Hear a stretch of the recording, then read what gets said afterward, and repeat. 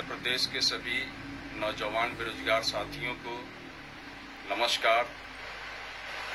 आज मैं आप लोगों के सामने इसलिए आया हूं कि जैसा कि आप लोगों को पता है कि लॉकडाउन के चलते LTGIC का रिजल्ट रुक गया है।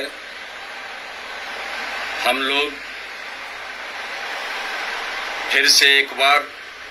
LTGIC हिंदी और सामाजिक विज्ञान के रिजल्ट को लेकर और 13 विषयों की ज्वाइनिंग को लेकर अपनी कवायद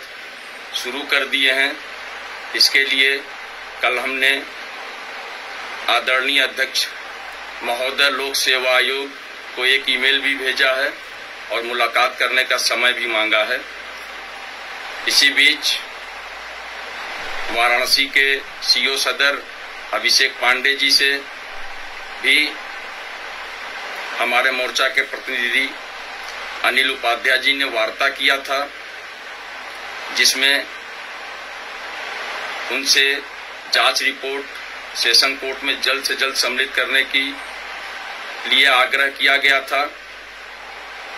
तो आप सभी भाइयों को बताना चाहूंगा कि हम लोग हिंदी और सामाजिक विज्ञान के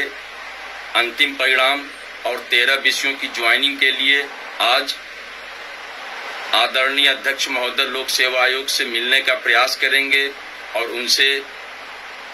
स्थिति स्पष्ट करने को कहा जाएगा। सबसे बड़ी बात कि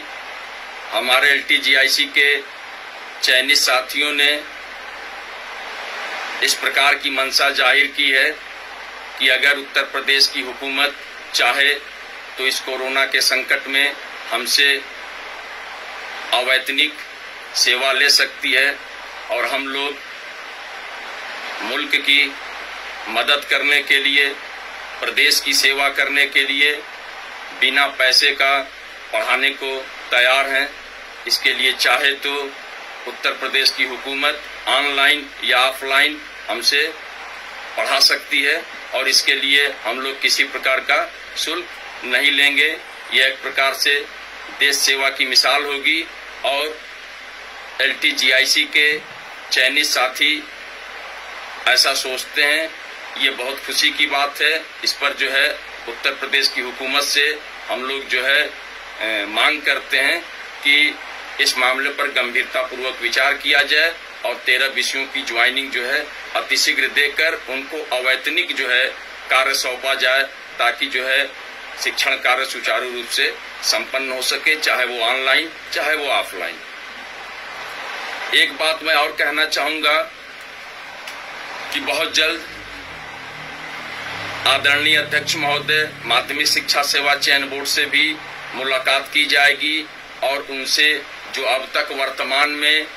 15 से 20 हजार अध्याचन आ चुके हैं TGT और PGT के, उस अध्याचन को नोटिफिकेशन करने का आग्रह किया जाएगा। क्योंकि जिन प्रतियोगी छात्र भाइयों का LTGIC में और TGT PGT में इंटरव्यू कॉल नहीं हुआ है, उनके लिए एक अवसर बने रहना चाहिए ताकि वो जो है नए विज्ञापन से अपनी तैयारी जारी रख सकें और एक अदद नौकरी पाने की मुहिम में शामिल हो सकें और अपने सपनों को पूरा कर सकें। एक बात मैं और कहना चाहूंगा कि माध्यमिक शिक्षा सेवा चयन बोर्ड का जो अब तक घोषित परिणाम है, जिनके रिजल्ट आ चुके हैं, उनके लिए अध्यक्ष महोदय से आग्रह किया जाएगा कि उनका विद्यालय आवंटन कर उनके पैनल को भेजा जाए, ताकि जो है वो बेरोजगार जो है अपने अपने विद्यालयों में पहुंच सकें और उनको नौकरी कंप्लीट रूप से मिल सके। जहां तक मुझे एक जानकारी मिली है कि माध्यमिक शिक्षा सेवा चयन बोर्ड से जारी परिणाम में कुछ विषयों में ऐसी शिकायत आई है कि जिनमें M.Ed के या M.Ped के नंबर, भारांक वगैरह अनियमिततापूर्ण तरीके से दिए गए हैं, जिससे जो योग्य व्यक्ति है उसका चयन रुक गया है और किसी दूसरे व्यक्ति का, जो कि वो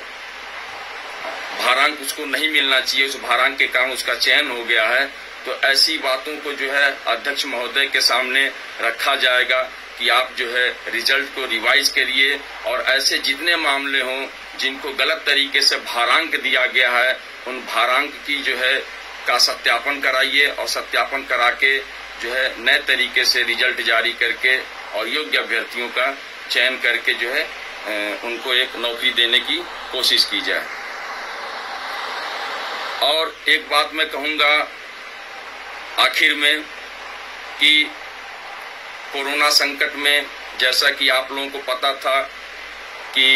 अंग्रेजी और विज्ञान का साक्षात्कार चल रहा था, लेकिन इस भयंकर महामारी के कारण जो है इस साक्षात्कार को रोकना पड़ा और लगभग जो है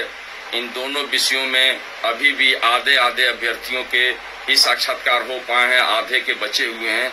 और संस्कृत, कला, हिंदी और सामाजिक विज्ञान का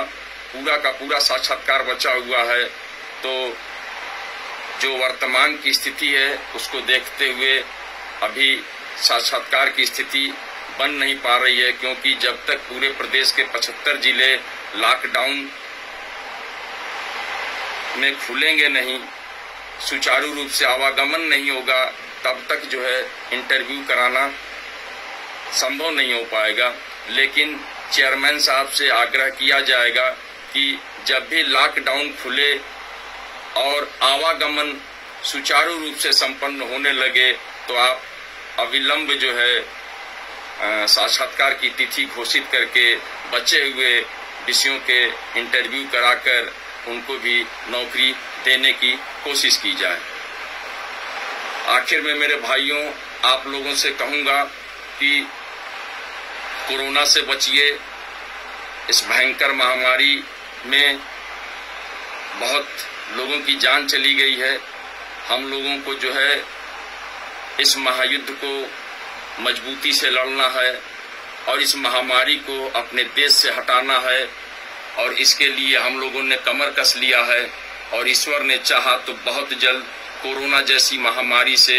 इस मुल्क की, हमारे भारत देश को जो है मुक्ति मिल जाएगी। फिर हमारा जो है जीवन अमन और चैन से और सुकून से कट जाएगा। फिर बाकी की जिंदगी जो है हम लोग अच्छे तरीके से जीने की कोशिश करेंगे। मैं जो है प्रतियोगी मोर्चा प्रदेश संयोजक विक्की खान, बहुत बहुत धन्यवाद।